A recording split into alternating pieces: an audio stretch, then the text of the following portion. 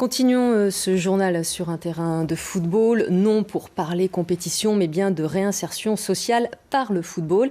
C'est le credo de l'association Remise en Jeu qui a lancé cette initiative à Lorient en 2012.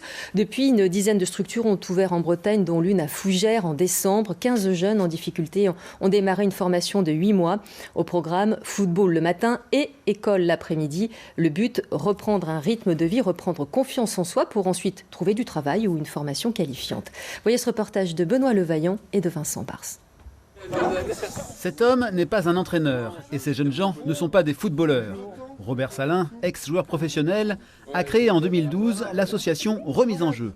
Son idée, proposer à une quinzaine de jeunes en décrochage scolaire ou en précarité sociale de s'appuyer sur le football pour se relancer.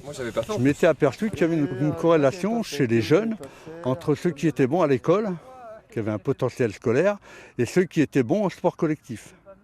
Et je m'étais dit que pour les jeunes en difficulté, l'outil sport était sous-utilisé, quoi.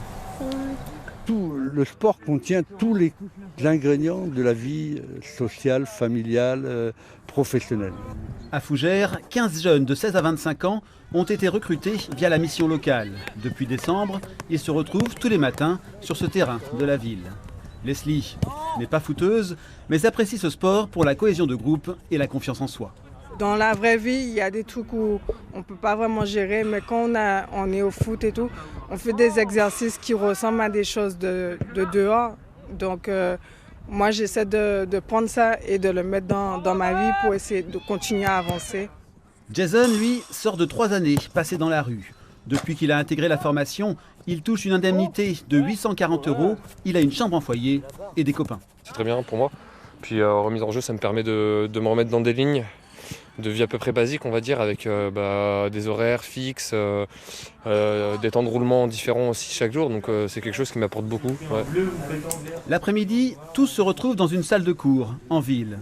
Les jeunes sont répartis par groupe de niveau. Si je nomme mon côté C, du coup le périmètre ça va être quoi? Là aussi, on utilise le foot pour apprendre. Objectif, que personne ne reste sur le bord du terrain. La plupart des jeunes sont motivés, il n'y en a aucun qui rechigne à la tâche, alors que pourtant faire du français et des maths, c'est pas forcément ce qu'il y a de plus intéressant pour eux à la base. Et ça marche pas mal, 80% des jeunes décrochent un emploi ou une formation qualifiante. En août prochain, Jason visera une entrée dans l'armée. Leslie, elle, partira pour un CAP, petite enfance.